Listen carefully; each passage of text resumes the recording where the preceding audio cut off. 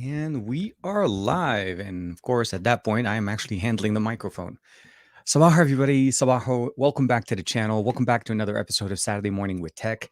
Today, I want to talk to you guys about something a little bit different than what we normally talk about. I mean, obviously, we're going to talk about mobile devices, specifically the OnePlus Nord N200 5G. This is the latest Nord device that was released in the US market by OnePlus, and it actually currently is on T-Mobile. Sorry, got to clean the glasses. And in my opinion, one of the best options that you can get on T-Mobile right now as a basically almost a $200 smartphone that supports 5G, expandable storage, decent specifications. It's not going to be obviously the flagship experience. It's definitely on the budget side. But the main experience or the main benefit here is that it truly has a very well-rounded experience for that $200, somewhat around $200 price point. And what I mean is depending on where you're able to get it, sometimes it's 215, 216, around 240. But I think at some point I also was able to see it. I was on sale around $200, matching the price. Vince is in the chat. Sabaho. Umar is in the chat as well. Sabaho, man, welcome back. Greg as well. Hey, man, hope you're doing well. And Greg, I'd love to hear what you think of the Pixel Buds A series that you have right now. I know it sounds weird, the Pixel Buds A series. But those are definitely very nice. So I want to talk to you guys about the N200, but not just the N200. I was able to, well, I mean, not necessarily that I was actually intending for this to happen, but one of the things I was actually been playing with for the last couple of weeks is the Helm Audio Bolt. This is a portable DAC.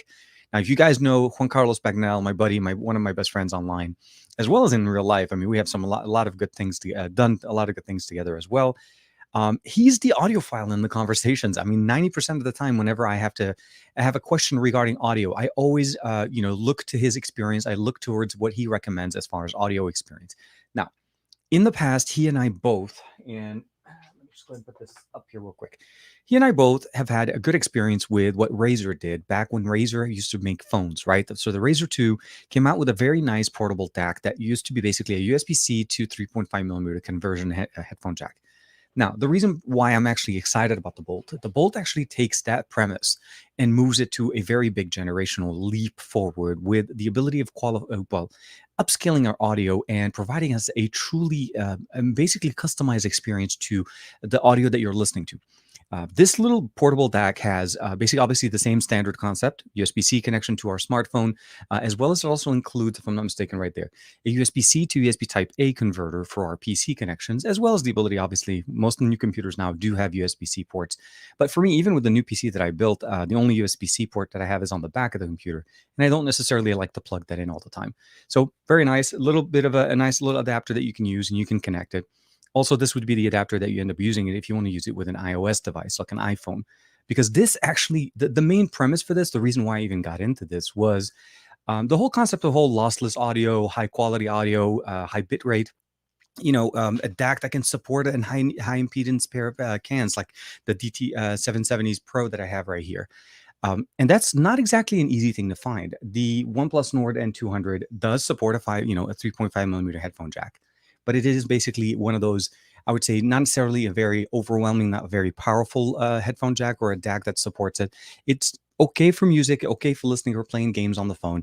But if you truly want to enjoy music, if you truly want to get the best sounding experience, this $200 roughly piece of hardware plus the $100 DAC that you're able to use on almost anything. So be it a PC, Mac, again, any system that we can connect to this will definitely benefit from it. Makes this a very affordable. Let's say you want to listen to Apple Music, Amazon Music, or even if you want to use it, you listen to YouTube Music, or even Tidal. If you want to end up just jumping into like high mastered quality audio, we're talking about 24-bit, 48 kilohertz, even higher, 96 to 192, depending on the audio quality and the quality that you're able to play. The Bolt can definitely do that. It can do something very magical. So we're going to talk about these two. Let's go ahead and just do a quick housekeeping. I know it sounds like I'm saying, it sounds like Juan Carlos' show, but I see Joe Hickey's in the chat. Hey, man, hope you're doing well. Yeah, Joe, I love that one. Hope you guys are doing well, man. Hey, TK and cool people, hope you're doing well. I know I said that like 3 times. And Geeky Nasim is in the chat. Chemi's in the chat as well. I see Greg, hanging out with us as well. Geeky Nassim was one of the winners. I mean, obviously he's a big fan and supporter on the channel, but he's also one of the winners of the the Realme GTs. So I was very happy that he was able to get it. So looking forward to seeing some of his stuff. What? Oh, okay. So DT, sorry, is asking a question. So last week or so, we saw the trailer about the new movie, the new Dragon Ball movie that's coming out. Now, the 3D part of this, I haven't really read too much into it. I mean, I'll just say this. I think every time we see a new movie, a new genre, whenever they're trying to come up with a new movie, especially in the Dragon Ball universe, they tend to change the animation. They're trying to break through and bring us a new way for us to enjoy Dragon Ball. I think as long as they do it in the right format, moving it into a 3D realm, it could be functional. It could be done right. I don't know if it's going to end up being basically more. I mean, I realize that it's more. You're talking more about the graphics, where the animation and the actual drawing of the characters are a little bit more 3D like. It's not necessarily going to be only a 3D title. For me, it's really going to end up being how they set up the scenes, the actual. I would say basically the fight scenes, the other characters. Right now, all we see is Goku, which definitely looks pretty decent. And if you notice, basically the main comparison that they did before, where they show you essentially one with and one without the 3D and the 3D effect added to it. It's nice. It's definitely an augmentation. It just looks, where we're seeing a little bit more light reflection on the hair, better representation on the face. So at the end of the day, honestly, it doesn't look too different, but I wouldn't be surprised that every time they've released a game on Dragon Ball, like any ecosystem, like Xbox or PlayStation, whatever, they've always changed the animation. It's always something a little bit different. So we have to wait and see a little bit more. Maybe a second trailer that comes out, we'll be able to get a chance to get a better understanding of it. But so far, honestly, it looks nice, and I hope they do it justice and that the storyline progresses. We've been waiting for another movie for quite some time. I know if you follow the manga, that obviously you're in touch. You're seeing basically some of the developments, especially with Vegeta's power up and surpassing Goku. So that's a big event there. So I'm not really sure where this story kind of falls into it, but we're going to have to see how that comes out. It's not coming out till next year, so very excited about that one as well.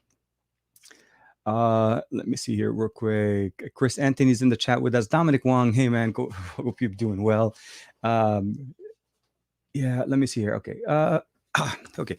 So Chris Anthony saying with the phone with a USB-C dock. Okay, with the phone with a USB-C dock. Okay, that's a question.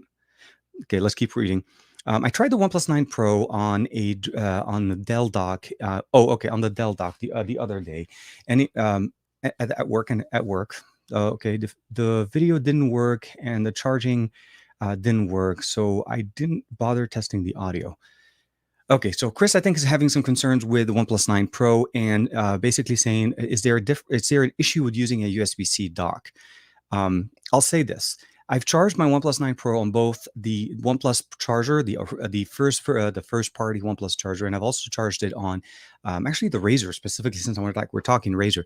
One of my other favorite charging pads that I like to use is the Razer one that was released with the Razer Phone 2, mostly because of RGB. I know it's cheesy on my side, but it looks nice. So when I put a phone on it, a small circle of RGB starts spinning around it, telling me that it's charging. So I know it works, but it doesn't charge at the same speed.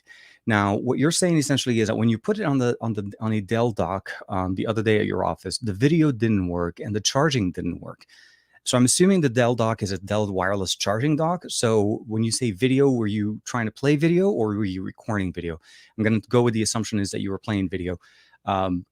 It's a little bit odd that a wireless charger would interact with the video. The only thing that I would probably question first, what were the thermals of the phone and the environment that you were in? Because there's a couple of things that we want to keep in mind. Wireless charging, by definition, increases temperature. But if your phone was coming in from, let's say, a situation like we have here in Southern California, but it was just a hot day, so your phone was running hot already, and then you come in, you put it on wireless charger, you're adding heat to what's already on a device that's trying to cool down, and then you were trying to play video, so maybe there was some thermal throttling, some type of issue like that, but the charging not working is a little bit of a question that, again, could be related to temperature. So, and Chris, if you can I would say maybe elaborate a little bit more on the situation, because I'm not sure why it wouldn't.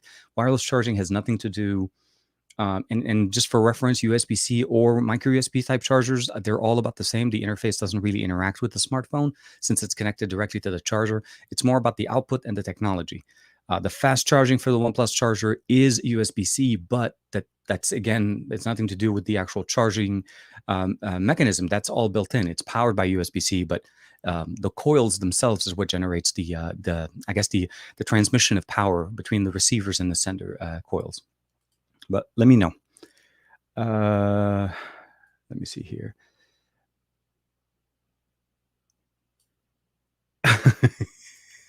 Okay, so now that I'm reading, okay, autocorrect always gets us, man. Believe me, I fell in for that one many times.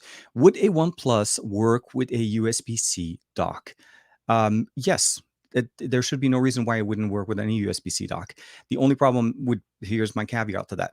It's the fitting of it, right? As long as the USB-C dock is clear, has enough clearance for the thickness of the smartphone, because depending, sometimes they have some shapes difference, then it shouldn't be any problem. Now, the question would be is when you plugged it into the, so that's the other question. So now we're getting a little bit of clarification. When you plugged it into the Dell dock, what was it plugged into? So was it plugged into a charger, and was that charger, because now we're talking about that it's not a wireless charger. Now it truly depends on the actual charging technology. If it was plugged into a standard charger, there is a possibility that you were plugged into a proprietary charger. Like sometimes the way we see it with let's say Huawei and other manufacturers, their chargers are proprietary. They're not going to use the same technology as other chargers. So that could be a problem that you may be facing. I'm not sure the type of charger that you are using. Now, you could, in theory, use the USB-C cable that comes with, or the charging brick that comes with your OnePlus 9, and that should circumvent the problem if your system allows it. If not, you could always use some of the original ones, like the original, the 30-watt chargers that OnePlus had that had USB Type A connector to it, and that will work as well. So hopefully that makes sense. But as far as not working, that could only be if it's a proprietary charger. And I would also double check the charger with another device. Let me double check here. Jim Midri is in there. Good morning, everyone. Good morning, good afternoon, every evening to everybody. Always. Reach out notification to you. Yes, definitely. Xperia 1 Mark III, more than a month to go. Hans, you and me feel, I feel your pain, man. I seriously feel your pain. So I'll say this, if you haven't had, or if you did not put in an order for the Xperia 1 Mark III, the pre-order, at least in the US, and that's because there's a few things going on.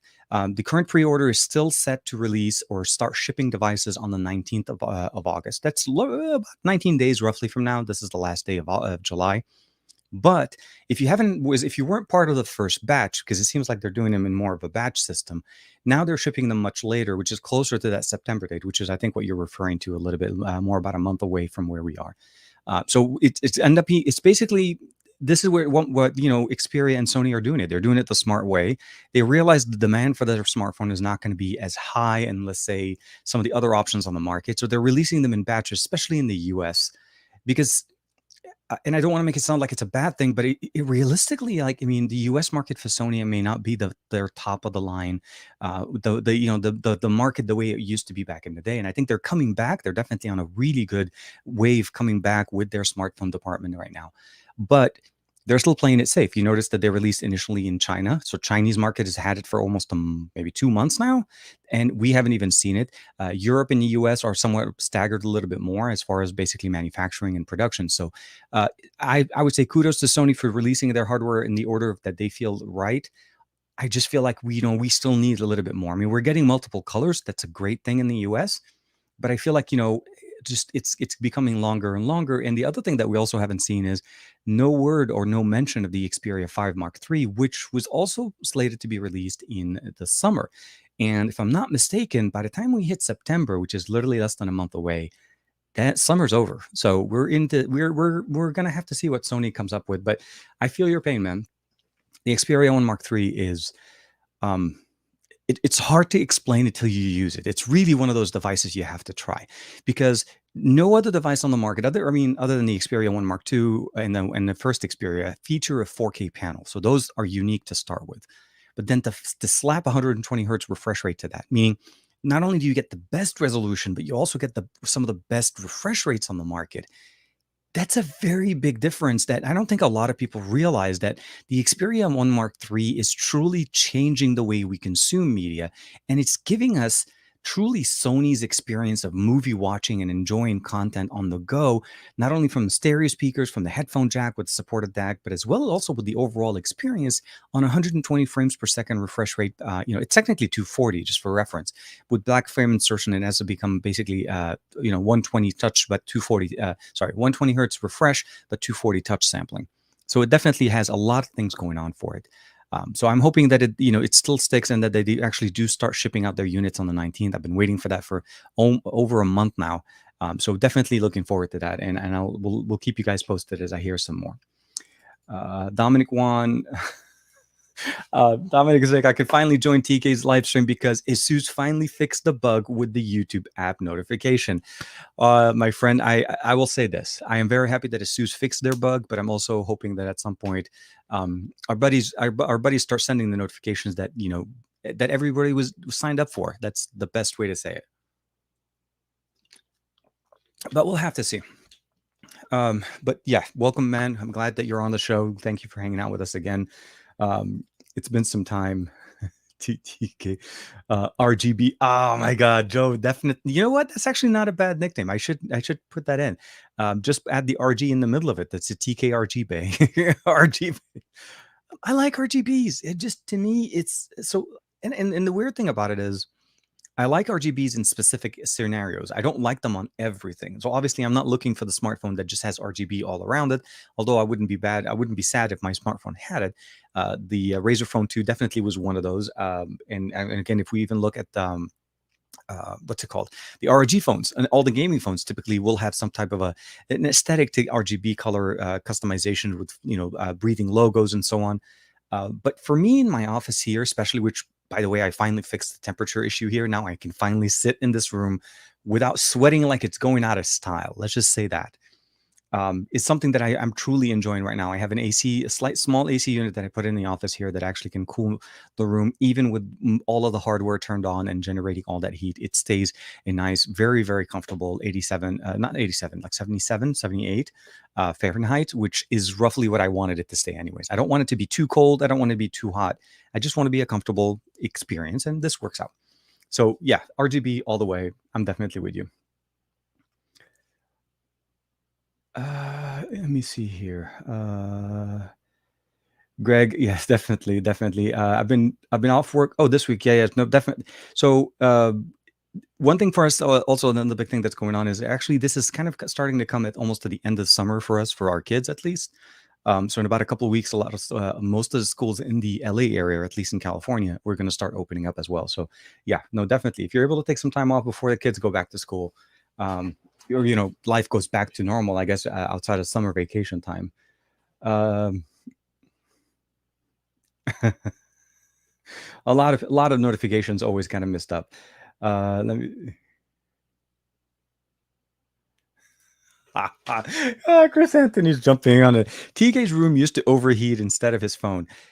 Believe it or not, yeah. It's and it never really bothered me as much. And in the colder months, it's not as much of an issue. This is the weird part about it. It generated enough heat to kind of counteract the temperature cool down in the outside. So when it was too cold, where the rest of the house is like freezing cold, this room ends up being nice and comfortable. So that was never an issue. But then we started into the summer months, and this year, for some reason, we've been just getting hit with heat wave after heat wave after heat wave. And then I work out of this room all day long. So I mean, we don't necessarily just do live streams, but working on a PC, day job stuff, a whole bunch of things, shooting video, editing video. I'm in this room for quite some time, and it was very much a very bad experience when the temperature runs around 80 to 85 degrees in this room because of the hardware that generates the heat. So it wasn't necessarily that the AC wasn't strong enough for the room. It just wasn't strong enough for the room the way I have it. So this had to be resolved, and tried fans didn't work. All they were doing is circulating hot air, and after some time it didn't really fix any of my problems. So yes, you're right. I needed something to cool down my room so that my room is not as hot as my phone's. I appreciate it. Air conditioning, TK Bay, always. Earl Owens, yes. So I'm anxious for Unpacked. As you guys know, Unpacked is going to be on the 11th. There is there's a lot of leaks. There's a lot of information. We're starting to see some more information. Samsung themselves dropped a little bit of a teaser, obviously showing us the new Fold. We know, obviously, there's a lot of things that are going to be changing in the sense of first thing is obviously the support of an S Pen. The S Pen Pro is going to be released at the same time. I saw some of those cases for the Z Flip 3 that really didn't make sense to me, but I don't know. I never really thought the Z Flip was okay. I never thought the Z Flip was a device that would fit my style of hardware. I appreciate it when it was unfolded, when it was opened. I was not comfortable with it the way it fits in my pocket when it was closed, even with a case. And even though it's more of a, it gets actually pretty thick when you add a case to it because you end up having to add a thickness to it. So obviously this is the Z Fold 2.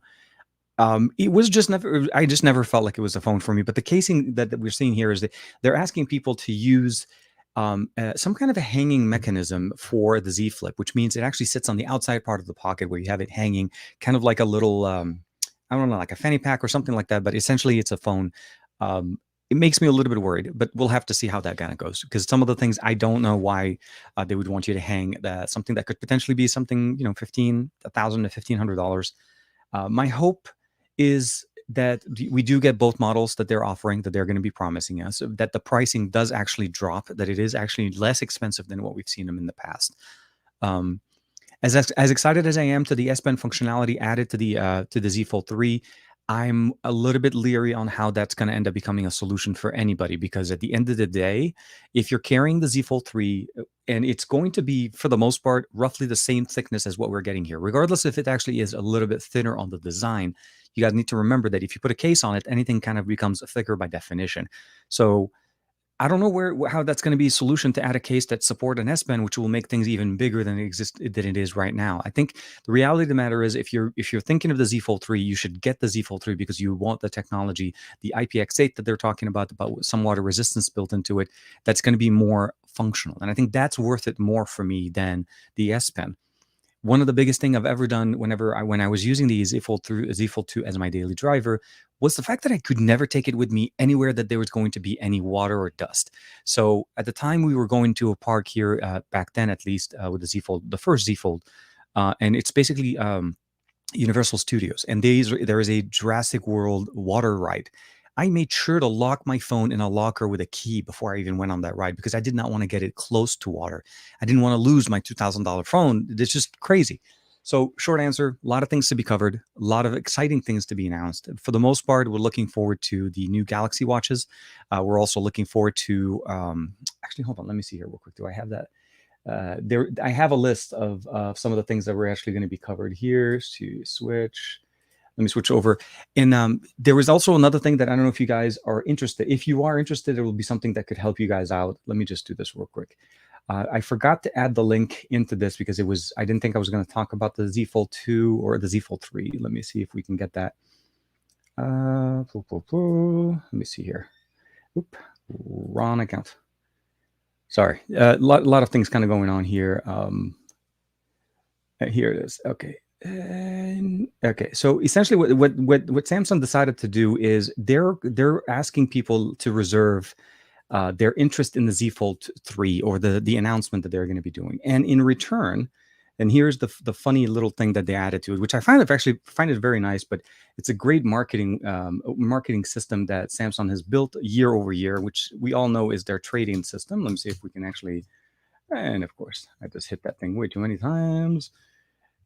I added the link to the description below, but essentially it's if you want to sign up, if you want to basically reserve, and it costs nothing. It's just basically putting your name on a list, letting them know that you're interested in what they're announcing. They're going to be giving away an extra $100 on trade-in, as well as it sounds like they're basically going to include some insurance for free for some year and then an extra gift.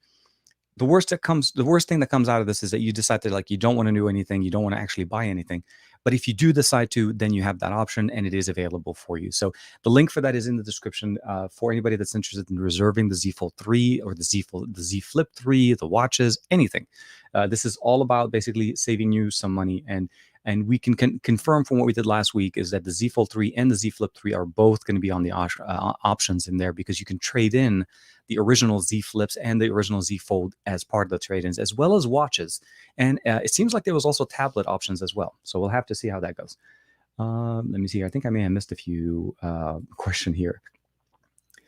Sanjok, Ahlan, welcome, man. Hope you're doing well. Chemi's in there. Aditya and I think Dominic are talking. Okay, here. Chris Anthony is actually saying, what do you think of the carriers giving away 5G phones, Verizon, AT&T, and T-Mobile? So this is a little bit of an interesting approach, right? Giving away phones, and I think some of them are doing it as a trade-in, right? Where they're giving away phones to everybody as long as you trade in your existing phones. They don't care what phone you have, but more so that they want to put you on their 5G network. They're right now, 2021 has a much more stronger presence of 5G in the technology that we see with carriers. So T-Mobile, Verizon, and AT&T in the US at least, since Sprint is no longer kind of on its own, they're part of T-Mobile. They all offer sub-6 type of technology when it comes down to 5G, right? Verizon was the last one to hold out, and they were basically banking on UW everywhere. And the reality is UW still is, even to this day, still doesn't provide us the experience that I think we get from what we get from 4G LTE. And what I mean by this is seamless transition from tower to tower. Now, no need to have a direct line of sight with the tower to get the best signal. And as far as basically just building penetration as far as signal strength, UW just doesn't exist. Right now, UW literally has to be in front of you for it to make sense. So now that everybody has 5G, how do they basically differentiate themselves between the other brands? And I think that's the best way. Devices like the N200. So this is the N200. This is not the T-Mobile version or the Metro. This is the unlocked version directly from OnePlus, but it works with both. So it doesn't matter really if you get them from one or the other. If you just buy directly from OnePlus, from Best Buy, Amazon, whichever, the device is available in actually across multiple. I would say there's a link, by the way, in the description if you guys want to check it out. But it's available on multiple platforms. That's the big thing. It makes it so that they're able to get you in the door. So you're going in because now you're getting 5G here and they're giving you a 5G phone. So you have to always read behind the label. If they're giving you a good phone, that's a decent phone, like a OnePlus Nord, the N200, I think it's a good deal. But giving it's like a no-name company brand with a phone that is literally kind of like, I would say, very much the entry level of a 5G phone, you may or may not have the best situation, but it's a great marketing tactic because people hear the word 5G, they think future proofing, they think faster connections, and the N200 is actually pretty decent in what it offers. Let me see here real quick. I was about to before we started this conversation. Let's say allow. Okay, the Ookla app for speed test has changed dramatically since when we first started using it. But I like the approach of what they offer, and I think it's a smart way to bring people in. If you're thinking about getting something with T-Mobile, right now they have two phones. They have the Revel, which is technically what they use as their in-house brand. And they also have what they have here is the Nord N200 5G. And the reason why oh my God, this is crazy. Okay, so let me show you guys. It's finishing a speed test that I'm doing right now. I'll give it a second to finish. Okay, I'll let it sit down and finish. I don't know. The upload speed is not at all something that you want to play around with. It's very. I mean, it's not that bad. It's about 2 megabits upload. It's not going to be the fastest connection. Let me go ahead and bring this back. We're going to go here, results, and right there. Okay. So hopefully you guys can see this. So this is the N200. This is running on T-Mobile right now. It is on the 5G network. So you can definitely see right there. 207 megabits down with 2 megabits up. 24 basically millisecond on the ping time. That's crazy low. And of course, okay, so it says 21.9 data packet loss. The jitter wasn't exactly the best connection, but still. I mean, a $200 phone, 5G on T-Mobile from OnePlus is crazy good, and you're getting those speeds. So companies definitely doing the right move and doing these devices, and I hope that they would give out some of these devices away, especially with T-Mobile. Aditya, let me see here. Oh, here you are. Okay, so I'm catching up. I'm catching up, guys. Aditya, I'm good. Been off for a week. Okay. Let me see here. Oh, okay. So we have actually quite a few people hanging out with us today from Twitch, which is definitely very nice. I want to say, did I make sure that what am I? Hopefully, I'm doing this correctly. Let's see here. Yeah, I think we're doing it right. Actually, I could see it right there. Yeah, it is on the right channel. I want to make sure. So welcome for everybody hanging out with us from Twitch. I actually am not used to seeing the logo. That's why I was like looking at the logo. It doesn't show the pictures of the avatars correctly.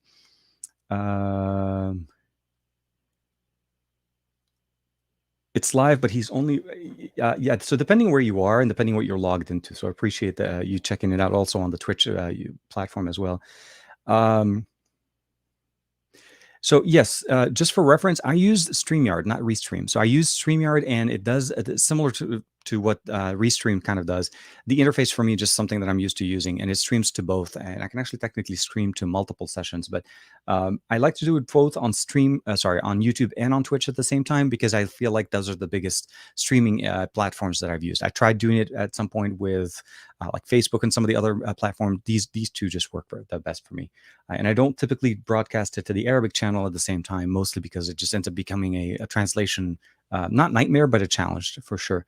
Let me see here. Okay, hopefully I'm back. So, well, yeah, one of the other things is we're also streaming at a slightly higher resolution. We're up to 1080p now, so I want to make sure that it works right. So yes, Earl Owen says, T-Mobile also has the Galaxy A32 5G. So there are some other options as well, for sure. There's no question there's A series is one of the more popular options that Samsung has to offer. But if I'm not mistaken, I think it's more about, like, as long as they're giving away the devices, like when you're coming on and you're getting a 5G phone, I want to make sure that they're not giving you the bottom of the barrel. I want to make sure that they're giving you a decent experience. OnePlus over the years, and with the exception, obviously, with some of the new generational, like the Nord 2 that just got released in Europe, where we're starting to see more of a ColorOS implementation, the Nord N200 is still running the basically, Android 11 out of the box with Oxygen OS 11. So we're getting a lot of the benefits of speed, performance, even though it's running the Snapdragon 480 and with 3 gigabytes of RAM, 64 gigs of internal storage. You're able to add an SD card. You have a headphone jack. You have the triple camera setup in the back is primarily really just one camera. That's very nice.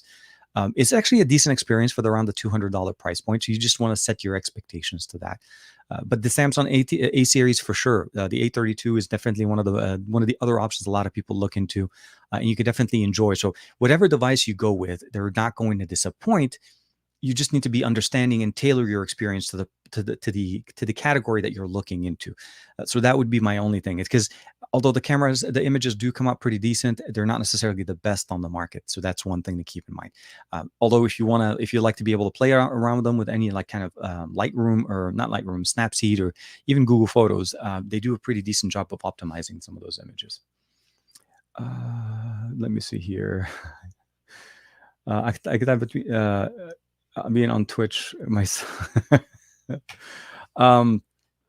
Edani R. Sorry, I'm saying it guys. Level. Love the look of the content, and Loud wanted to drop by and drop by the raid. Keep up and keep great work. Appreciate it, man. Always appreciate it. Thank you for stopping by and hanging out with us on this Saturday, last day of July, of course. Let me see here, and I think okay, good. We are almost at the end of the comment list here, and hopefully, if I missed your comment, please let me know. But let's talk a little bit about the N200. So, last thing I want to kind of recap. This week's videos were a little bit of mixed experience. So different devices, different things we covered on the channel. The first thing I want to say is this: the Oppo Reno 6 Pro 5G was a very surprising smartphone from Oppo. Did not disappoint. The camera experience is seriously one of the best ones we've seen on Reno devices, and I feel like this is. Hear me on this. I know there's some people that may not be very comfortable or very happy with the way Oxygen OS and ColorOS are coming kind of together in the development part of it. At the end of the day, up till the point where we got to the OnePlus 9 and the 9 Pro and the 8 Pro, because of the camera hardware, we've had an evolutionary progress of camera experience on OnePlus devices. And that's because OnePlus has always been developing their own. They've always worked on their own technology separate from Oppo for the longest time, because they were technically, to a certain point, a separate company under the same umbrella. Now that they're starting to share some of their resources together, and again, the OnePlus Nord 2 is the first smartphone where ColorOS has some true presence into Oxygen OS. And some people are calling it basically where Oxygen OS is the skin on top of ColorOS. It actually could be a beneficial thing to people that love using OnePlus devices. ColorOS 11 since last year has been one of the fastest implementation of ColorOS we've ever seen. The camera science that we see from OnePlus from Oppo It's definitely one of the better solutions. And again, as we saw with the Reno 6, with the previous generations. So what I would probably say is this: they could definitely benefit from working together, and unifying their resources can only be more optimized for us, meaning more frequent, better releases of software optimizations and updates than what we've seen in the past. So it can only benefit us at the end. The only thing we need to kind of understand is, at the end of the day, OnePlus devices will look in one way, which is what we've typically seen, and Oppo devices will look in the other. That's pretty much how it's going to be. So I'm not against it. I'm just letting you know that that's basically one of the things I appreciate having Oxygen OS 11 on the Nord N200. Works great on the Snapdragon 480. The display is definitely one of the larger ones. I like the fingerprint sensor being on the side as opposed to in display. It's much faster. It's more of a natural grab. Like if it wasn't right under the camera here as a button, having it on the right is definitely one of the better ones. So here, you can put it on and then unlock the device. So we're, oh, sorry. Yeah, here we are. So here, unlock and then unlock. If we can do it, we'll do it right. Oh my God. Okay, here we go. Did I do it too many times? No, I don't know why I can't seem to do it sideways. Oh, here we are. Okay. I can't seem to do it sideways, but if I do it straight, it works perfectly fine. Um, the combination of this and something like the DAC here from the Helm, the Bolt. So I wanted to show you guys real quick what I'm talking about. So let's switch over to the second camera here. Okay. Let's look. You guys are looking top down on mine. And so the N200, very pretty much standard experience. And here is the Bolt. This is what I was talking to you guys about. So this is the Helm Audio Bolt. It's basically a Bolt DAC amp. So that's a combination of a DAC and an amp. So it not only does it improve the basically the digital to analog conversion, but it also amplifies. So that actually is what you're going to get. What you get from here is definitely louder than what your phone can generate normally with a built-in headphone jack or other USB options that you're using. It's a mobile, basically MQA certified USB digital audio converter. In the box itself, sorry, it's upside down here. So it's a THX certified for ultra low crosstalk and distortion, so almost non-existent on the distortion side. Sample rate as high as 384 kilohertz with DSD rates of up to 5.6 megahertz, not kilohertz, megahertz. Plug and play for Android, iOS, Windows, Mac OS, and then Linux. So any platform that uses a USB-C or USB-A will support it. Although I will say this much, on iOS, you do need to use the adapter, that USB to Lightning adapter, because that's about the only way for you to be able to connect this type of connector. No, sorry. Wrong DAC. This type of USB-A connector directly, or unless you can find a USB-C to Lightning, either way, that will work for you. In the box, you get the Helm DAC itself, a self-carrying case, a USB-C female to USB Type-A adapter, which, again, they're just talking about this one. Typically, this is how I'm using it, but if I'm using it with my PC, I just usually plug it in this way, and it works exactly the same. And of course, a quick start guide. Very simple, very easy. And there's, let's actually show you guys real quick the really, really nice option. So here's the case. Again, says Helm Audio. And here is what the magic is and why I feel like this is going to help you guys tremendously on what you're getting in. So they don't show the colors here, but we are going to go ahead and plug this in straight into the OnePlus 9 and OnePlus N200. Okay. So here we are. We're going to unplug and we're going to plug it back down here. And right out of the box, you'll notice here there's a color, right? So this is a blue color. There's 3 different stages. So there is magenta, red, and blue. Blue is standard audio. This basically is 16 kilohertz up to 48 hertz. 16-bit to 48 kilohertz. That's the standard audio that you're able to get. Red jumps you over to 24 or 24-bit. 24-bit to 48 kilohertz, and that's going to be the next solution there, or also all the way up to 96. After that, magenta is MQA audio, is where you want to go into mastered audio. So I'm talking about not only just high quality audio, but like crazy good audio. And what I've been using them with is the DT770s. This is the 250 ohms, basically high impedance earbuds, or not earbuds, over the ear cans. And what happens is when you plug that in, let's go ahead and start putting it in here. So we're going to start seeing some of the color changing on this, because I'm going to go ahead and launch Tidal. So I use it with Tidal. You can use it with with Amazon Music. We'll do it one more time. So when you plug it in and Tidal is plugged in, Tidal likes to actually take over the DAC. This now no longer needs any third-party application. So first thing is, we're still running on the blue color, but let's go ahead and play some music. We're not going to hear it here, obviously, because we're not playing it. And right now it's playing mastered. So let's give it a second. I'll give it one more time. And let me play it one more time here. I know we're doing it live. Give it a second. Yes. And Let's see if we can get it to go magenta. Sorry. Let's do that one more time. Sometimes, I don't know why, for some reason, it keeps working like this with me here. So let's do it.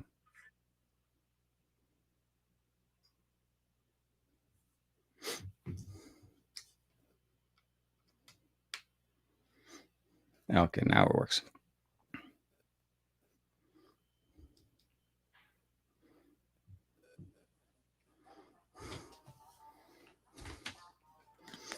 Okay, so the music is playing in the background, but what I want to show you guys here real quick, you can see,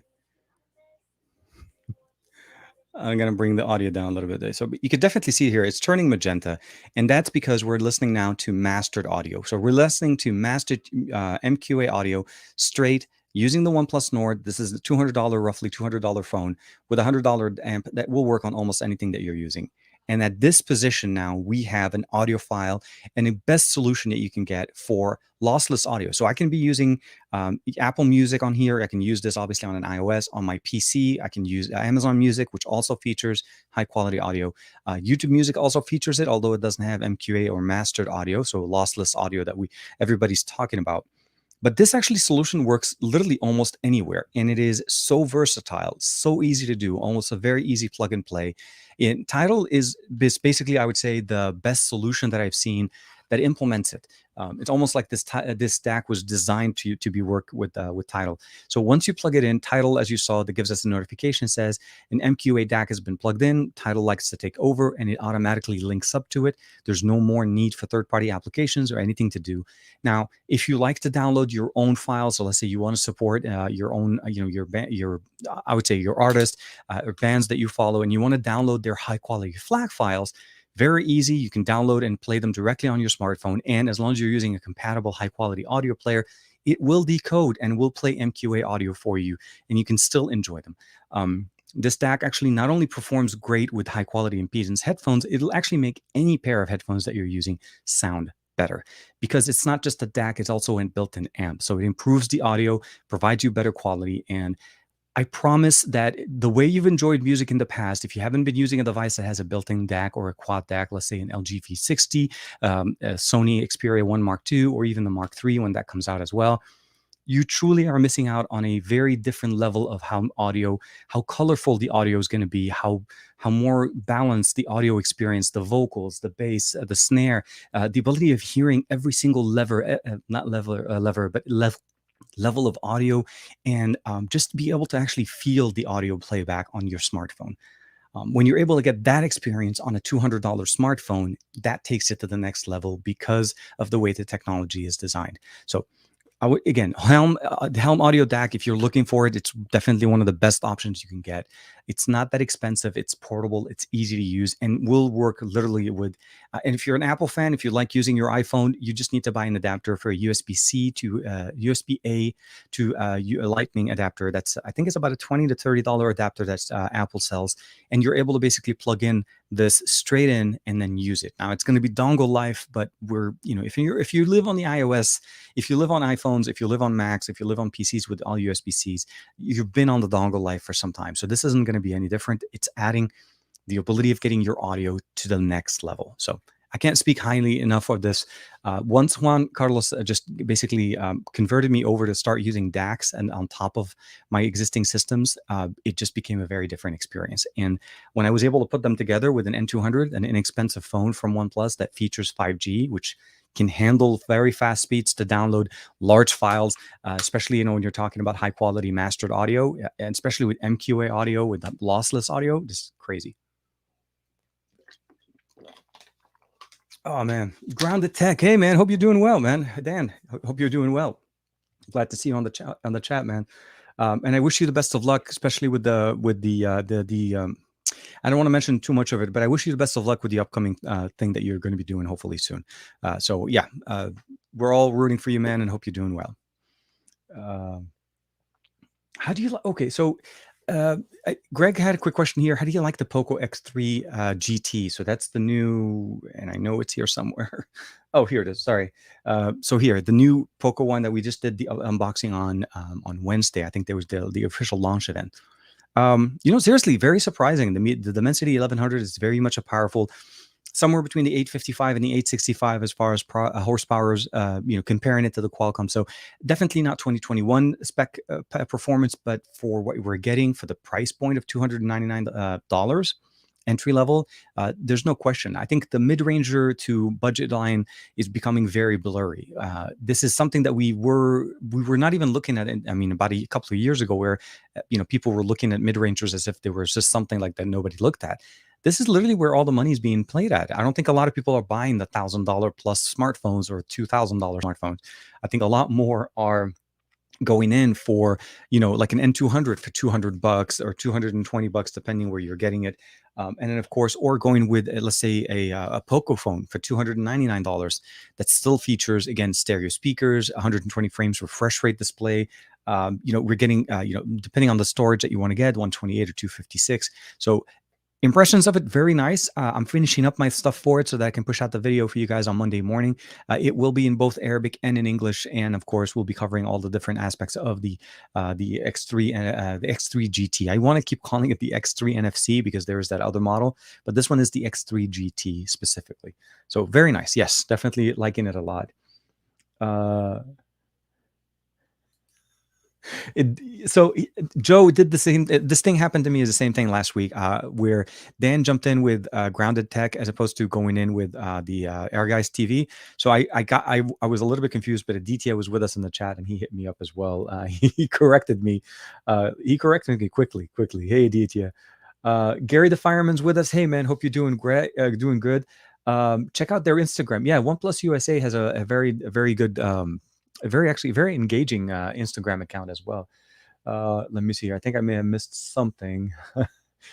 Dan, it suits you. Gary the Fireman, OnePlus's giveaway. Oh, that's right. There is a giveaway going on OnePlus's. Sorry, you're right. There is a giveaway going on there. So if you guys haven't had to have not had a chance to check it out, that was a tongue twister. Definitely check out their Instagram account. They've been doing really good.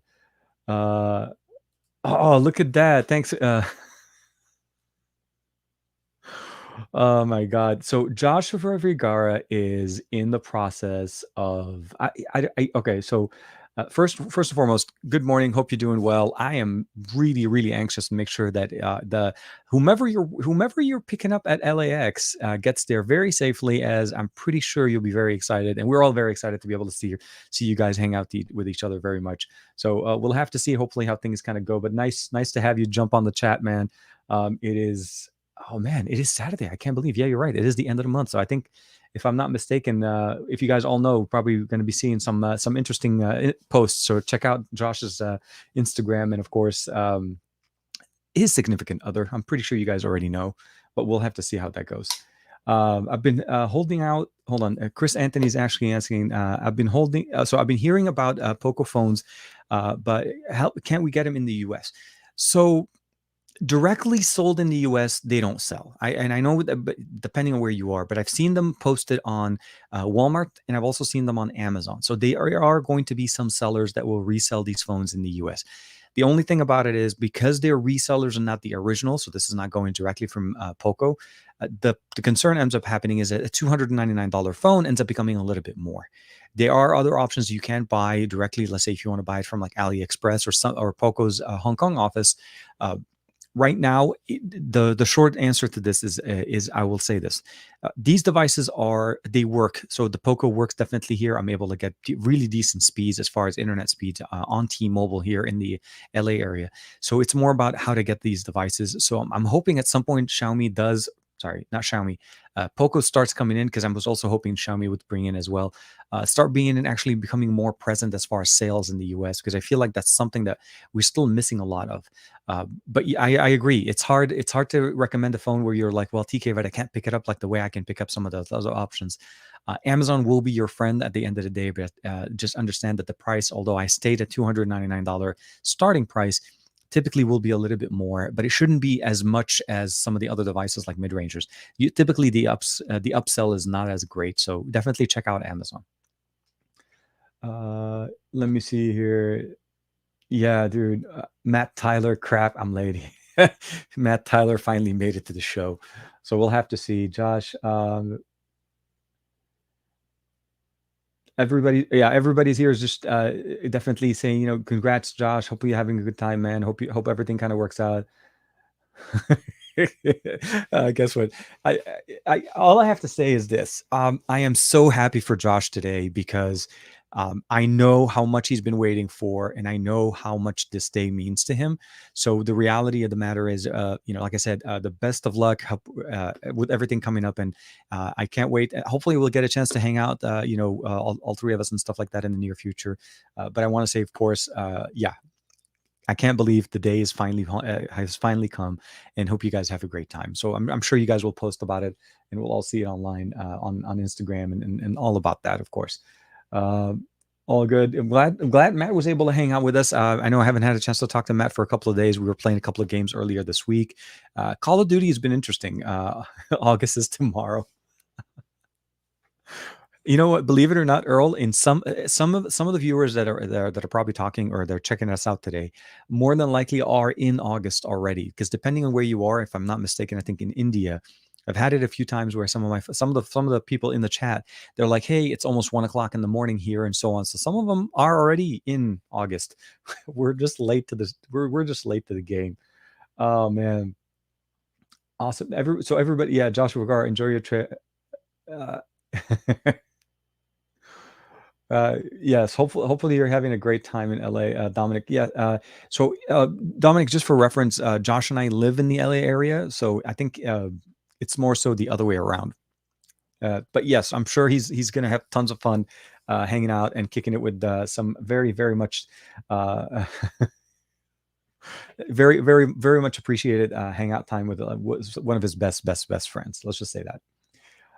To get together and do a live. Yes, no, definitely. At some point, I think we want to be able to do some more live hanging outs. Last time Josh and I hung out was at his birthday party or his birthday get together. So it's been a little bit of time, but definitely I want to be able to do some time, hopefully in the upcoming weeks or so. But yeah, no. So as far as things that kind of going on, November 2019 was great. I like that. November 2019. That was a good year, man. That's a good vintage year. The year was, I would say, kind of like on the up on the upswing. Everybody was thinking things were going to be great. 2020 was going to be amazing. I liked it. 2020, like 2019 was a good year. It's like a good bottle of wine. You appreciate it after it's, after it shows you exactly what it's capable of doing. So we need to find a good ramen place between all three of us. But yes, no, Josh and I and Juan, we've been talking about trying to do a live stream together. Since that last time I was able to visit Juan's, basically the new gadget lab. And I think on Thursday when Juan and I were doing the chat, we were talked about it and we were trying to plan actually an in-person, another in-person, kind of like a live stream for best of our week, and maybe not next week, but the week after or so that we're able to set something up to be able to actually kind of do it in person. Now that we're able to kind of work out and be more mobile, I want to do more mobile things, like the way he was doing it when he was on his trip. I think it was last week or so when, he dialed in. It was literally the whole show was run from his phone. So I want to be able to get to that level. And there's no reason why we can't be mobile when all we talk about is mobile tech. So we'll have to see how that goes. How you are missed. Joe's celebrating his 7-year anniversary, man. Congratulations. 7 is great. I don't think there's any kind of special gifts or anything like that on that other than, obviously you just basically enjoy your time with your loved one and the baby, of course. How Lauren has put up with me for this long, it is a mystery. You know what, my friend? It is an absolute mystery, but it is a beautiful mystery, and we love every single minute of it, regardless if it's a challenge or just straight up, it is what it is. We love having our significant others in our life, and of course, once you have kids, it just multiplies to the next level. So, of course, cannot say enough. Kids are a beautiful. I'll say this, a beautiful, challenging experience that improves you and qualifies you to become a better person. Best way to describe it. And all I'm trying to say is that they're going to drive you crazy and they're going to complain. And then at the end of the day, you're going to grow for it. You're going to be a better person for it, for sure. Oh man, my God, I turned sour just before Christmas, Dominic. Yeah, no, that's how it usually goes. Happy anniversary, Joe. Of course, everybody, if you can, wish Joe a happy anniversary on the 1st of August. So 8121 or 1828 21, depending where you are in the world. But yeah, for sure, very very much a nice, I would say, basically experience just to hang out with the family and kick it and have fun with everybody. So yeah, the other couple of videos that I did during the week, which obviously, the unboxing of the Poco X3 GT, that was very much a spontaneous thing. I wasn't really planning. I wanted to do kind of like the all-around version of the video, but I wanted to kind of show something on the day of the launch event, and I felt like a live event or just unboxing it live with you guys, especially with the suitcase. I mean, seriously, Poco really went out on their system there, and they're just sending me a locked case. I got the package right before the launch. So I didn't have enough time to spend on doing the content around it. That's why I need a little bit more time till Monday. And then, of course, there was the other video that I pushed out, which was about the Zen and the vagus nerve stimulation. This is something more about stress relief and so on. If you believe, not to believe, if you are, I'll say this: if you're inclined into using tech to help you de-stress, the Zen has a very unique approach to reducing stress by using the vagus nerve stimulation in the left ear. So that's the entire premise of what the Zen is trying to do. It's portable, it's easy to use, it has its own app, and it has different modes and so on. So that was the video from yesterday. And that was very nice. And then, of course, like I said, the Reno 6 Pro 5G, and of course, we had the live unboxing that we did on the channel. And I did a separate one for the Arabic channel just to make sure everybody was copacetic there as well. Oh, look at that. Look at that. Okay, so now that we're throwing numbers, I guess. So Matt's been married for 12 years. Joe's hitting his 7th year. Let's just say this. I I'm a little bit more I'm almost at the level of where we combine Joe and Matt's years, and that's almost where I am. So I'll say that much. And definitely very, very, very happy that my wife is sticking with me and basically just yeah. I mean, we're quirky to start with, right? We're tech nerds. We Dragon Ball all the time. You gotta have a certain level and love, and I definitely feel all of that for her. And of course, if you guys haven't had a chance to check it out yet, her food blog has been just doing great over on Instagram. So very very nice, yeah. And I get to eat all that food. That's the best way to do it. ER Sabah, ahlan wa sahlan. ER 1980s there. Hey man, hope you're doing well. So overall this week's been very interesting. Oh, and of course, there's a couple of major announcements that if you kind of want to basically throw those in. So the P50 series was announced. And there was been obviously some talk about the fact that in 2021, Huawei is releasing a smartphone that does not have 5G.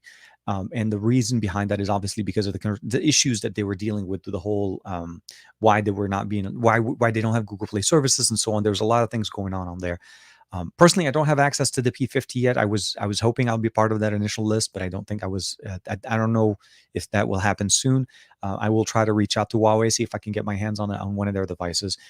I'm interested in the design. The design looks definitely very different. The two spherical options on the left, the design on the back is definitely unique. It's always going to be unique. The cameras, obviously, I'm pretty sure will definitely perform very nicely.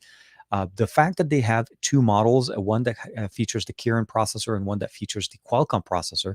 So they are going to be releasing an 888 version of this, but they're releasing it as a 4G only, and that's the unique experience. So two variants, different specifications, a lot of tech. Hopefully, we'll start seeing some videos on that very soon. And then, of course, the other thing that was released was the Nothing, the Ear One, the Nothing earbuds. I would say highly anticipated is somewhat of an understatement, but I mean, there was a lot of hype going on around them.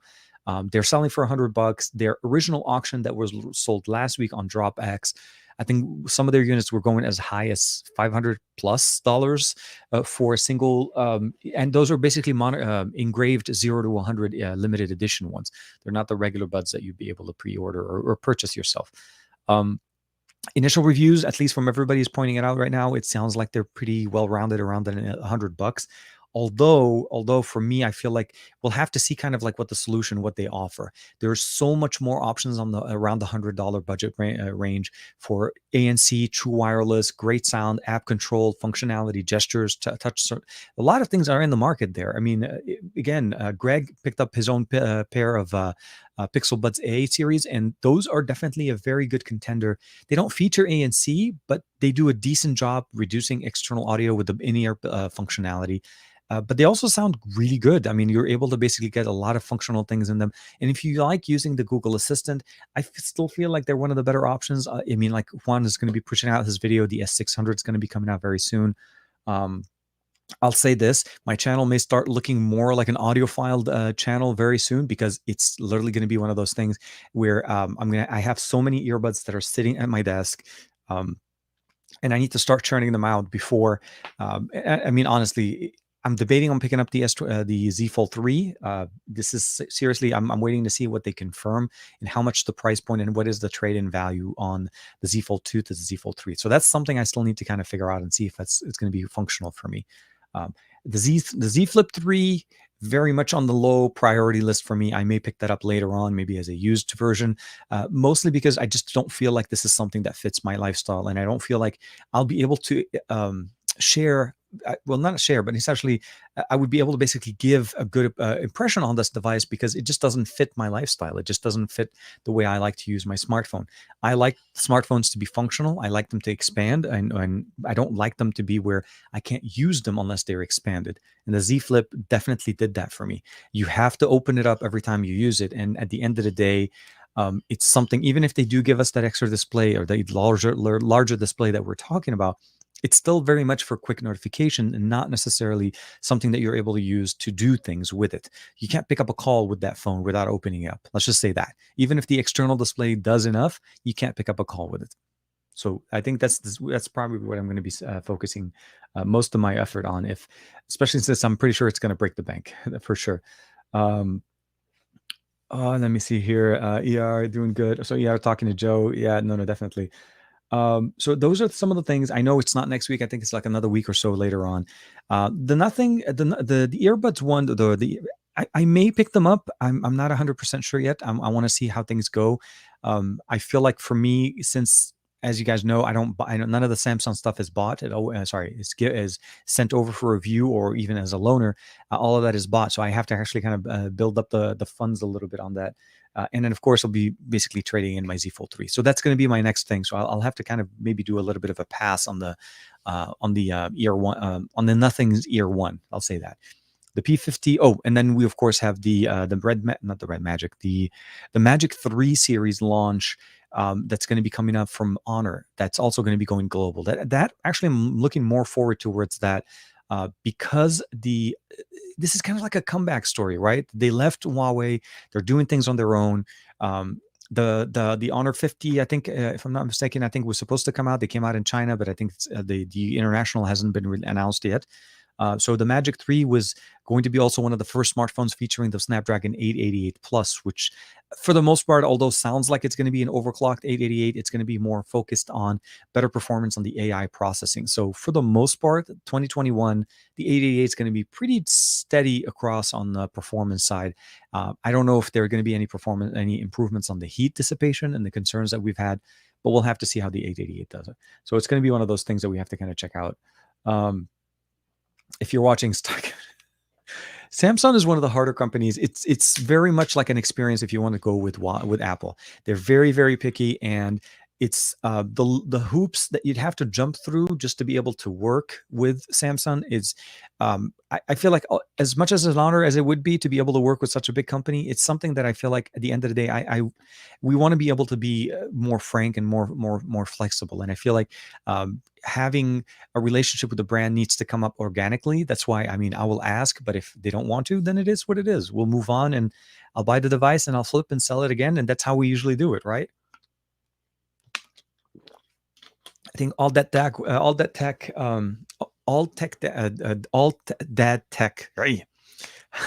was selling his Tab S7, and that's typically what we end up doing, anyways. Let me see here real quick. I think if I'm not mistaken. Okay, so somebody here said the ear one is similar to the Oppo Inco X and the Huawei FreeBuds. They seem better based on initial reviews. So I like the fact that you mentioned the Oppo Inco X. I've used the Oppo Inco earbuds for quite some time, and I'll say that they definitely sound very good for the price point and the functionality. I've used them with my Find X3 Pro. So at the end of the day, I don't think that they're going to be a bad pair of earbuds. What I'm trying to say is, what Nothing was trying to do. They were trying to do a very similar hype function that OnePlus did back in the old days, right? Where they're trying to make it sound more of an exclusive kind of an experience. Now, at the end of the day, I don't think that they're going to be providing us with a bad product. It's really more about understanding where they're going. We need to understand that this whole time we've been talking about a pair of earbuds, right? So they showed us, they teased us, they gave us some information. So those are the things that we kind of typically see. But at the end of the day, when we start seeing exactly what is their roadmap, some of the other devices that they're going to release, that's truly when it starts becoming a little bit more functional. They can't be just a one-time kind of we release a pair of earbuds once a year and every year we upgrade it. At the end, I think this is a good start. I think to a certain point, design aesthetics, the looks, they're definitely being a big factor into what this device does and how it looks. So like battery life, usability, functionality, touch and gesture control that they're building into them. But don't expect them to be better than, let's say, an XM4 from Sony or the AirPods Pro. Those are still going to provide much better, much more refined experience. It's just what you're getting right now essentially is going to be a very good a very good brand that could potentially become a very unique brand in this space if they're able to push and keep providing and provide more features and support for their hardware. So we'll have to see. Like I said, this is one of those things that you have to kind of appreciate. But I agree. The true wireless earbud market right now is flooded with presence from every company, and every company has a pair of true buds, regardless of who you're talking about. They have a pair of true buds, and you have to kind of figure out which ones sound the best and which ones are giving you the best deal.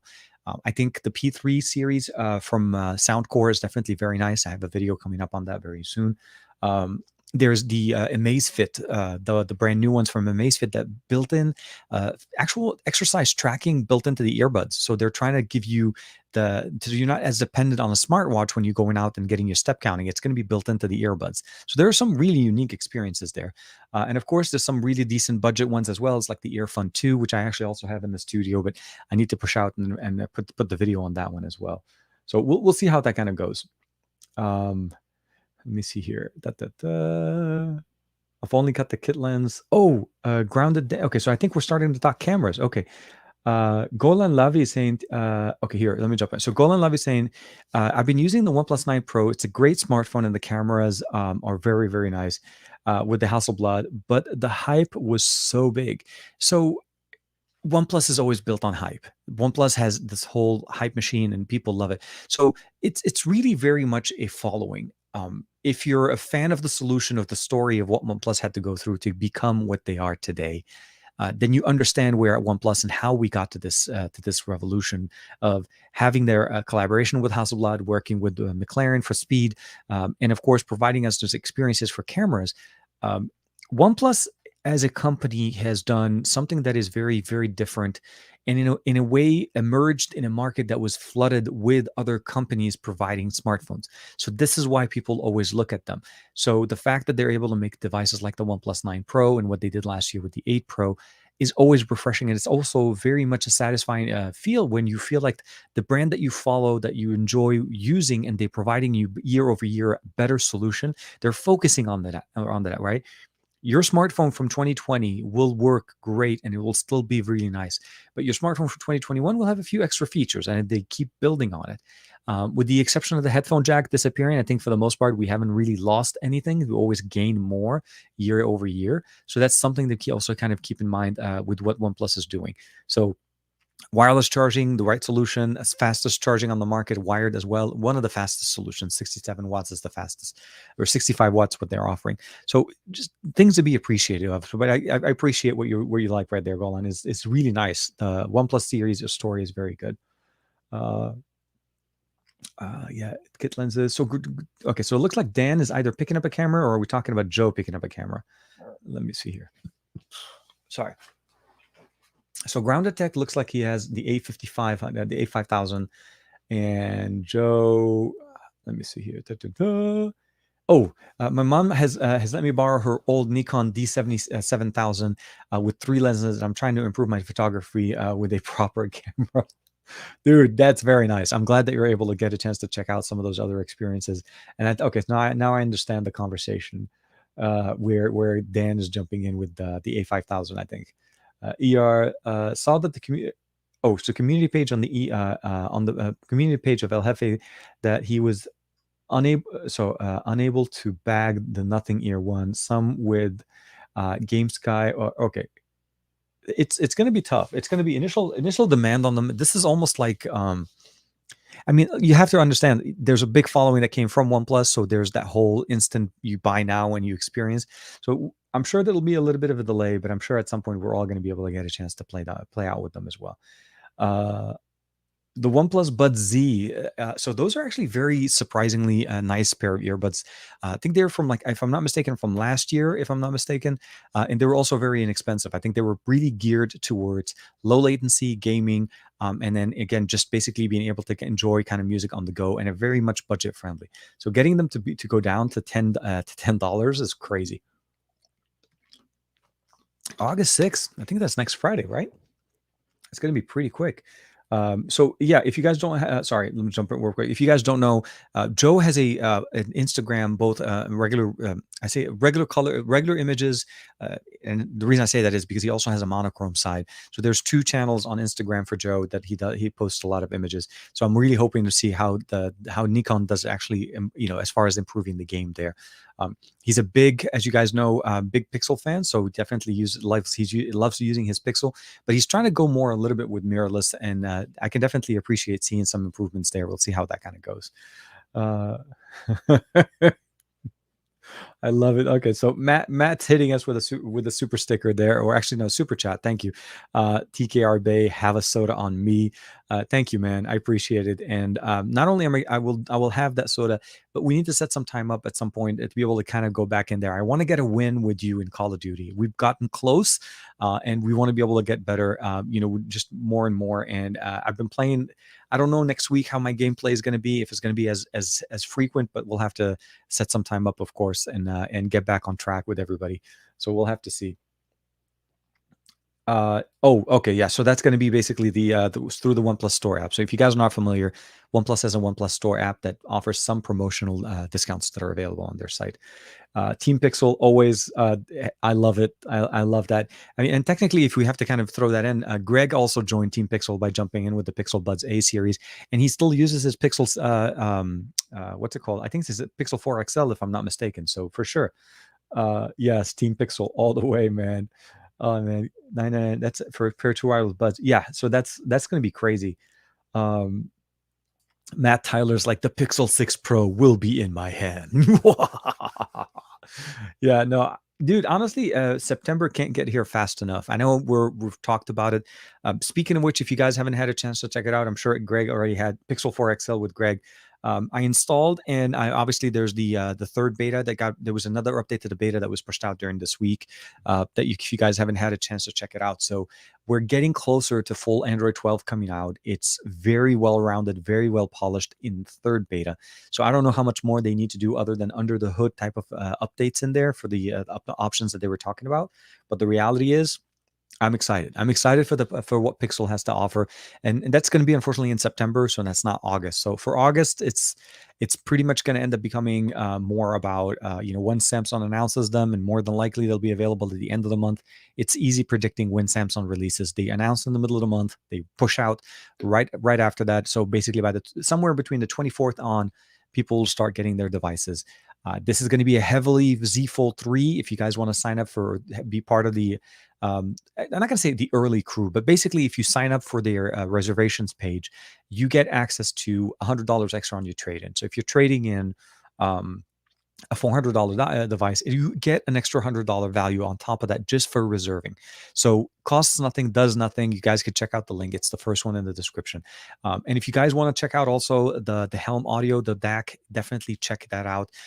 Helm is, let's just say this. I'm very surprised with the quality of the audio that they offer, the solution that it offers, and how easy it is to work. So the thing one thing I would probably say is my thing to keep in mind is two things. A, it does work with almost any device: PC, Mac, Linux, Android, iOS. All of those will work. You just need to make sure to get the right adapter to get this USB-C to connect with your device. Android, it's not a problem. Most PCs don't have a problem. Macs don't have a problem. But if you're trying to use it on, let's say, again, an iOS device, you do need to have an adapter. The other thing I want to mention also is that this does actually pull power from your phone. So just be aware that there is going to be extra usage for power, because this actually needs to be powered through your battery. Also, this will also get a little bit warm, not super hot. There's actually a little bit of a vent. I don't know if I can show this to you guys. Hold on, let me switch over here. So here's the actual right there. So you can kind of see right there, there's a little bit of a groove on all sections here.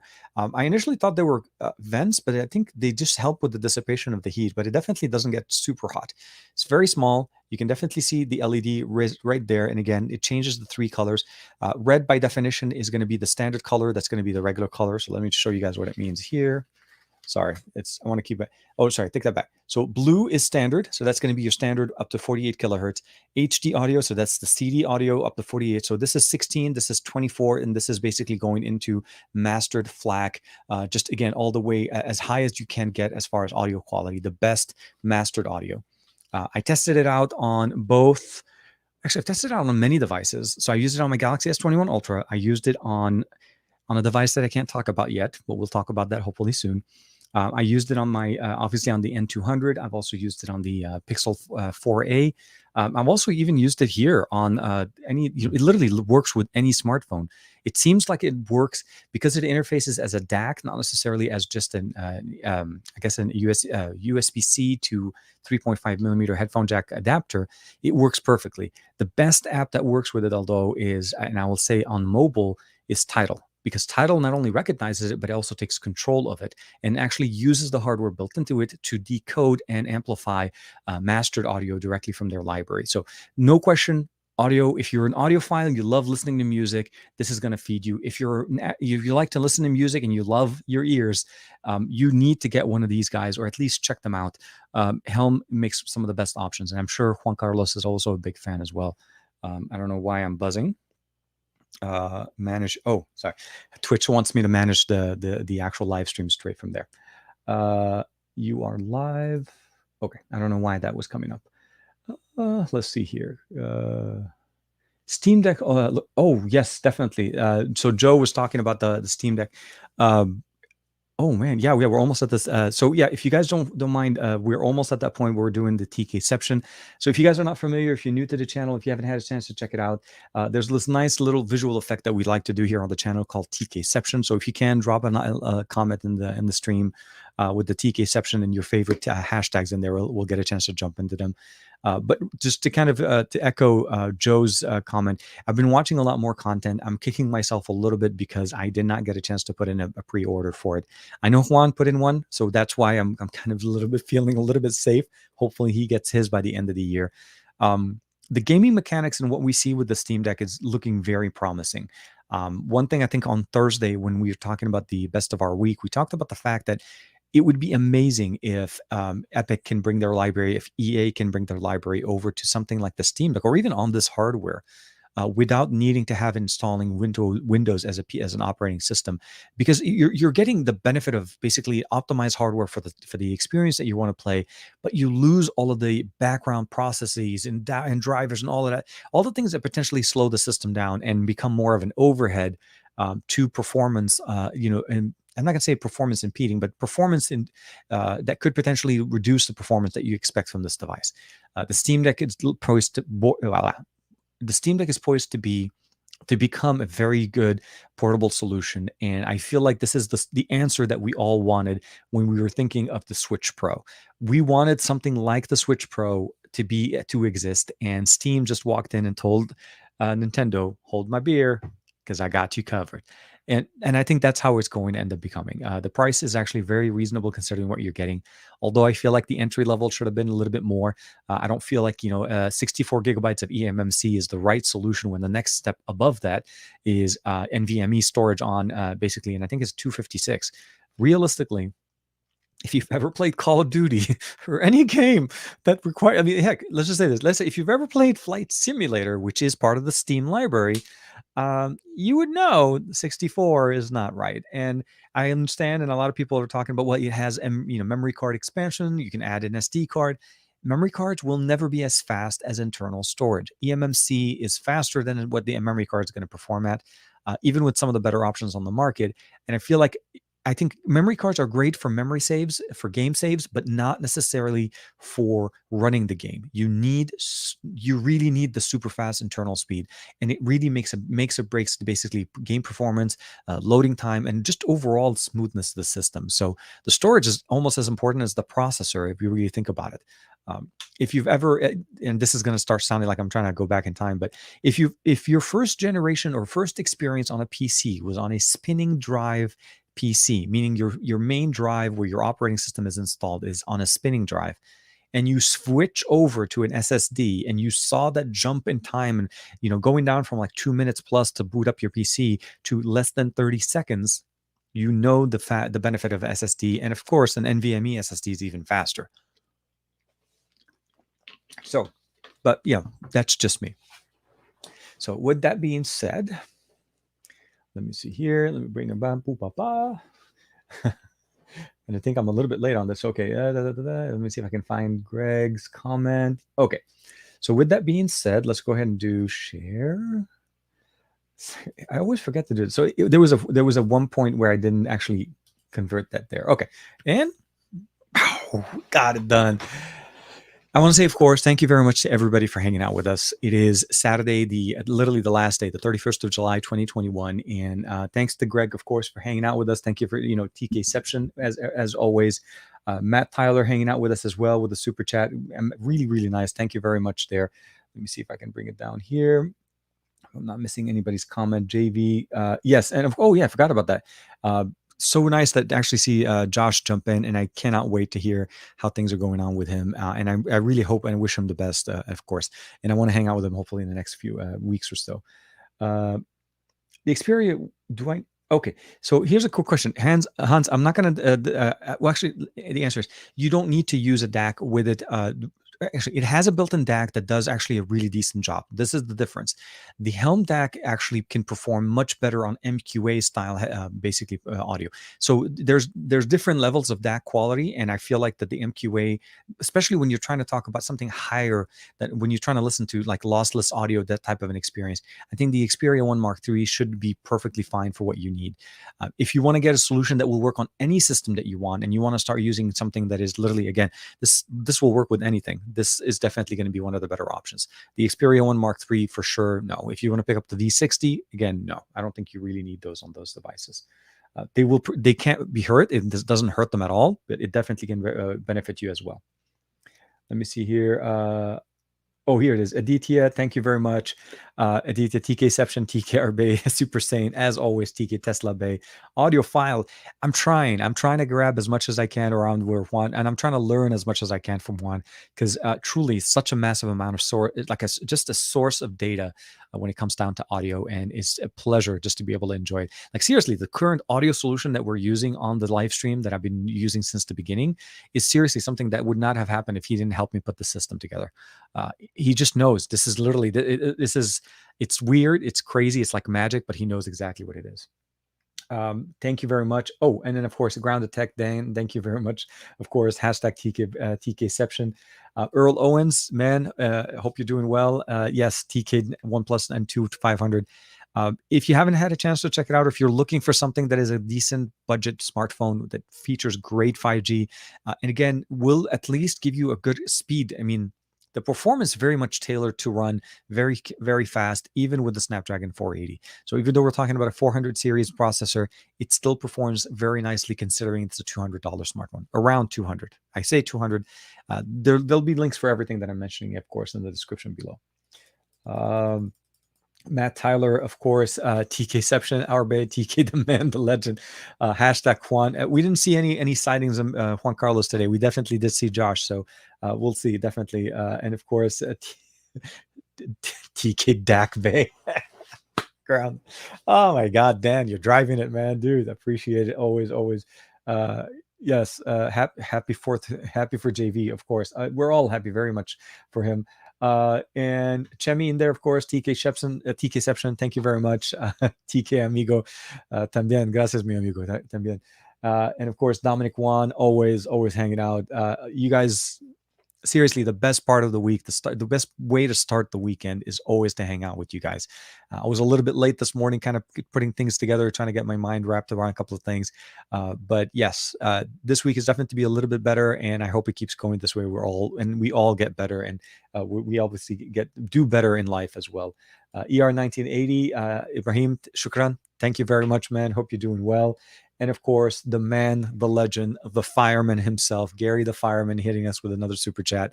TK Seption, TKR Bay, Alpha Bay as well. And of course, check out Tesla, see how the market is doing. And then TK Audiophile Day.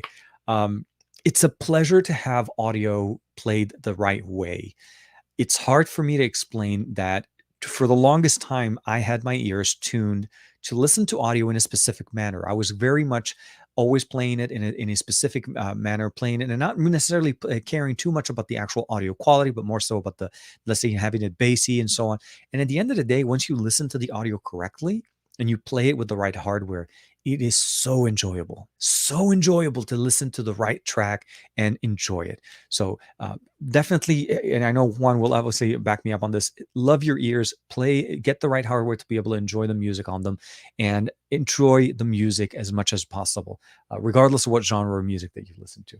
So for sure, definitely for everybody else, thank you very much. Oh, Chemi again, thank you, man. Hope you're doing well. Jimmy Fire Dragon, hey man, hope you're doing it. TK's SGGQA. Oh my god, yeah, that would be funny. I need to crash one of Juan's SGGQAs again. Long time ago, if you guys remember, I did one time just show up at his lab. This was obviously 2 labs ago, back in the old place, but it was definitely very. It was a lot of fun. Oh man, let me bring the screen back on this side so we can see ourselves in the right frame. And of course, it decides to set it up for us. But with that being said, we are hitting that almost basically that an hour and a half, which is I think what our show has been kind of gradually going for the last few months now. Be safe, stay safe. And like I said, the N200 with the Helm is a great combo for a very inexpensive price. For about $300, you have a very good, solid solution for lossless audio with 5G support. So you're very much a good position to go mobile, enjoy the audio. Obviously, you do need to have a subscription if you want to be able to use either Tidal, Amazon Music, or anything like that.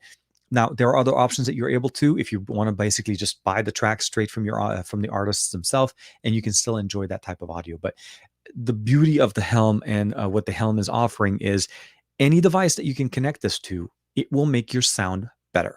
That's it. Literally. Anything you connect this to that runs audio, this will make it sound better. It is what it is. And you're getting to use, like, seriously, some massively really good pair of cans that will work with literally almost anything. And that's one of the main benefits. I've played games with them. Now, obviously, I don't have audio through them. You cannot use a microphone. This is intended purely for stereo. But it's going to be a blast. It's going to be amazing. So like and subscribe, of course, if you haven't had a chance to yet. And of course, be safe, stay safe, connect with some of your old friends. Take care of yourself. We'll see you guys on Monday with the SGGQA, Thursday with the best of our week, and of course, next week for another episode of the Saturday Morning with Tech. Take care, everybody. I really appreciate you guys being with us on this day again. I'll see you next week.